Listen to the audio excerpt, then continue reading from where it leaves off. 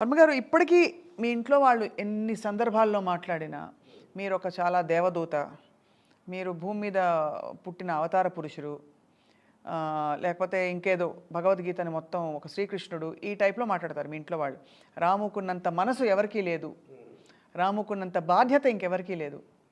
రాముకున్నంత మంచితనం ఇంకెవరికీ లేదని. మీరు మాత్రం నేను పదే పదే నేను పరమ డాష్, నేను ఎదవని ఇలా చెప్పుకుంటూ ఉంటారు. అంటే ఇప్పుడు అక్కడ పాయింట్ ఏంటంటే ఫస్ట్ ఆఫ్ ఆల్ మీరు మనకు మాట వాడినప్పుడు దానికి ఒక డెఫినేషన్ ఇవ్వాలి. మంచితనం డెఫినేషన్ వాళ్ళకేంటి, నాకేంటి, బయట వాళ్ళకి ఏంటి అనేది. జనరల్గా మంచి అనేది ఏంటి, అందరికీ సాయం చేస్తాడు, లేకపోతే అది అని ఏదో ఉంటుంది, కొన్ని పారామీటర్స్ ఉంటాయి. ఆ పారామీటర్స్ నేను ఫాలో అను. అప్పుడు నేను I can't say that I'm a good person. ఏది తప్పు అనుకొని నేను ఎంబ్రేస్ చేస్తాను. నేను అవుట్ ఆఫ్ మై వే వెళ్ళి దాని గురించి సపోర్టింగ్గా మాట్లాడతాను. అలాంటప్పుడు నేను మంచి ఉన్నా చెడు ఉన్నా అంటే అప్పుడు అంటే మంచి చెడు అనేది వాళ్ళ రిలేషన్షిప్లో ఉంటుంది. అమ్మతో నా రిలేషన్షిప్కి మీతోటి, లేకపోతే ఎవరితోటి రోడ్ మీద వెళ్ళి ఎవరితోనో ఇంకెవరితోనో అందరితో వేరువేరుగా ఉంటుంది. వాళ్ళకు కూడా నా గురించి వేరుగా ఉంటాయి అభిప్రాయాలు. అప్పుడు డైరెక్ట్గా నేను ఇంట్లో వాళ్ళతో ఎలా ఫర్ ఎగ్జాంపుల్ నేను మామూలు ఏమంటుందని ఇప్పుడు నేను చాలా రేర్గా కలుస్తాను ఫ్యామిలీని, అసలు చాలా రేర్. అది ఎందుకంటే నాకు కామన్ టాపిక్ ఉండదు మాట్లాడటానికి. నేను ఎంతసేపు ఎవరితో కలవాలనుకుంటా, ఎక్స్ట్రీమ్ పీపుల్, వాళ్ళు క్రిమినల్స్ అవ్వచ్చు, కాప్స్ అవ్వచ్చు, లేకపోతే ఎవరో పొలిటికల్ లీడర్స్, లేకపోతే ఒక విపరీత మనుషులతోటి నాకు వచ్చిన ఎక్సైట్మెంట్ మామూలు మనుషులతో రాదు నాకు. అప్పుడు ఇప్పుడు అమ్మతో కానీ మా ఇంట్లో సిస్టర్తో మాట్లాడటానికి నాకు టాపిక్ దొరకదు. ఎందుకంటే వాళ్ళు ఉన్న ప్రపంచం వేరు, ఒక కనెక్షన్ లేదు నాకు. దానికి ఒక కామన్ సబ్జెక్ట్ అనేది చాలా కష్టం. అప్పుడేంటి, నాకు జనరల్ ఎమోషన్స్ అసలు నేను పట్టించుకున్నాను. ఆడేంటి ఇలా అయిపోయాడు అంటే, ఇప్పుడు ఎవడ మానాడు పోతాడని ఫిలాసఫీ ఉంది కాబట్టి వాళ్ళకి ఇంటరాక్షన్ ఉన్న వేరే మనుషుల గురించి కూడా నాకు ఇంట్రెస్ట్ ఉండదు. మా అయితే 10 నిమిషాలు 15 నిమిషాలు వాళ్ళు ఏంటి వీళ్ళు ఏంటి నాకు అయిపోతుంది, టాపిక్ అయిపోతుంది. యా, దాని తర్వాత నాకు ముందుకి ఫర్ ఎగ్జాంపుల్ ఈ మధ్యన నా డాటర్కి తను ఇక్కడ 45 days ఉంటే నేను 10 minutes కలిసాను. ఇది హైదరాబాద్లో ఉంది తను.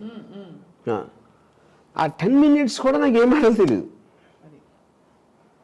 అది అప్పుడు ఏంటంటే అలాంటి ఆస్పెక్ట్ ఉన్నప్పుడు ఎవరు అలా చేయరు.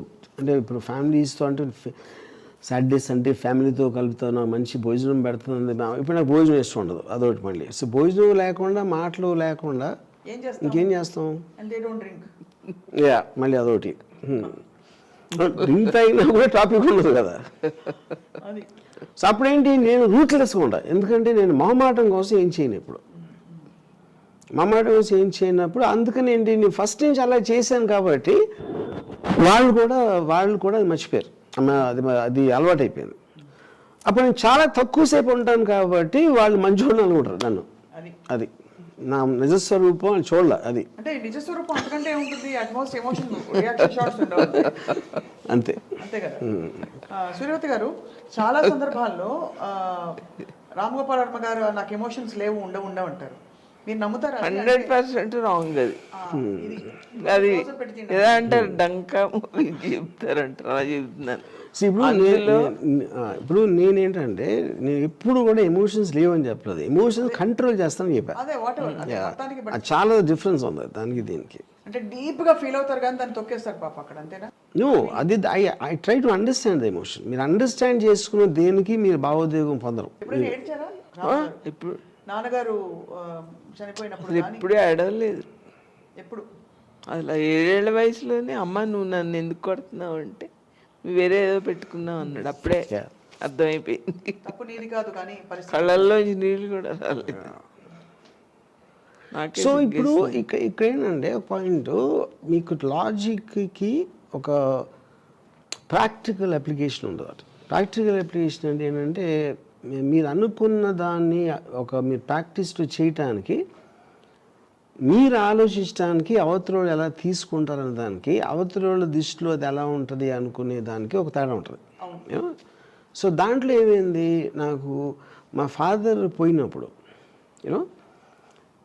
నేను ఇమ్మీడియట్గా నా ఫస్ట్ రియాక్షన్ నాకు తెలిసినప్పుడు నా ఫస్ట్ రియాక్షన్ అమ్మ.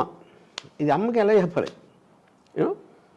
అప్పుడు నేను ఎక్కడ ఆ టైంలో ఒక ఎస్టీడీ బూత్ ఉండేది, సెల్ ఫోన్స్ ఇవ్వ టైంలో. ఎస్టీడీ బూత్లోంచి ఫోన్ చేసి అక్కడ చెప్పాడు నాకు, ఫాదర్ ఎక్కడో భీమవరంలో ఆయనకు హార్ట్ అటాక్ వచ్చింది. అమ్మ ఎక్కడ ఉన్నారు అప్పుడు? ఇంట్లో. కానీ ఏంటి, అది మా సిస్టర్ విజయ నన్ను నిద్రపోతూ ఉంటే లేపింది. బుజ్జి ఫోన్ చేశాడు అర్జెంటుగా నీతో మాట్లాడాలని.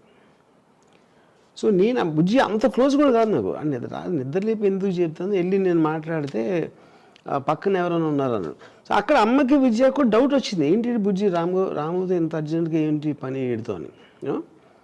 సో అప్పుడు నేను వెళ్ళి బయట నుంచి ఫోన్ చేసి తెలిసాక నేను వెనక్కి వస్తా ఉట్టి అమ్మకి ఎలా చెప్పాలని ప్రాక్టీస్ చేస్తున్నాను. ఇక్కడ వచ్చేసి నేను గట్టిగా నాన్న అంటే చాలా క్యాజువల్గా చెప్పాను, నాన్నగారికి ఏదో చిన్న గుండె నొప్పి వచ్చిందంట, నేను ఇక్కడికి తీసుకొచ్చేయమని చెప్పాను నాన్న.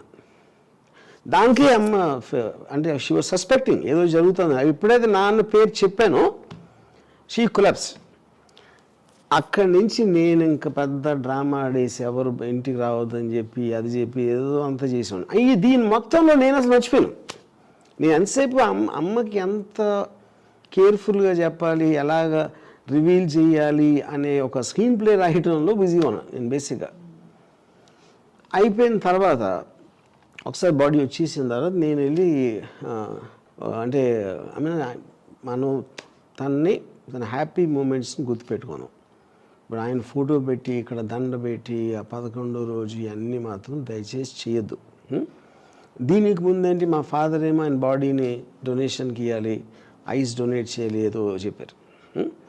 ఇప్పుడు ఆ టైంలో nobody wants to see that. అంటే ఇప్పుడు మనం నిన్నటి వరకు మనతో ఉన్నప్పుడు నేనేమో నాన్నగారు కోరారు కదా, అది ఎలా మనం అవాయిడ్ చేస్తాం అనే దాంట్లో కొంచెం ఆల్మోస్ట్ ఫోర్స్ఫుల్గా మాట్లాడాను. అప్పుడు అమ్మ ఏడుస్తా నీ ఇష్టం అన్నట్టు అన్నాడు. ఇప్పుడు అయిపోయిన తర్వాత ఐస్ డొనేషన్ అది చూసి అది నేను విపరీతంగా ఐ ఫెల్ట్. ఎందుకంటే అన్ని సంవత్సరాలు వాళ్ళిద్దరూ కలిసి ఉన్నప్పుడు నేనేదో పెద్ద తొక్కలో లాజిక్ తీసుకొచ్చి అని, ఎందుకంటే life is for the living not for the dead. Father పోయారు, ఆయనకి అయితే తెలియదు ఏమవుతుందో. అమ్మకి అలాంటి విజువల్ సబ్జెక్ట్ చేశానని నాకు చాలా చాలా పెద్ద regret. Maybe the most regretted incident in my life. Yeah, but that's it. అంటే అయిపోయింది. అంటే that's one of the flops I made ఆ డెసిషన్. ఓకే, అప్పుడు ఎందుకంటే నేను ఎక్కడి నుంచి ఉన్నాను, అమ్మ ఎప్పటి నుంచి ఫాదర్ నుంచి పెళ్లి చేసుకున్నప్పటి నుంచి ఇన్ని సంవత్సరాలు వాళ్ళు గడిపి, అందుకని ఆ రోజు నేను డిసైడెడ్ నా లైఫ్లో మళ్ళీ ఎప్పుడు నేను ఒక పోయిన వాళ్ళ బాడీ అనేది ఎంచుకోను. That is one I decided first and last time. ఇప్పుడు ఈ సందర్భంలో నేను ఒకటి చెప్తాను మీకు. ఒకటి, ఇప్పుడు ఎవరు ఎప్పుడు పోతారో ఎవరికి తెలియదు. నేను ముందు పోయినా నువ్వు నన్ను చూడద్దు, నేను నిన్ను చూడను. ఎస్, ఇక్కడ ఒక రహస్యం, ఐ లవ్ ఇట్ స్వప్న, ఒక రహస్యం ఇప్పుడు ఫస్ట్ టైం మా అమ్మతో మాట్లాడు. ఎస్, మా అమ్మతో మాట్లాడను, మా అమ్మ నేనేమో 6 నెలలు అయింది అంటాడు. అవన్నీ ఏంటి మేము తలుచుకోవడం కదా.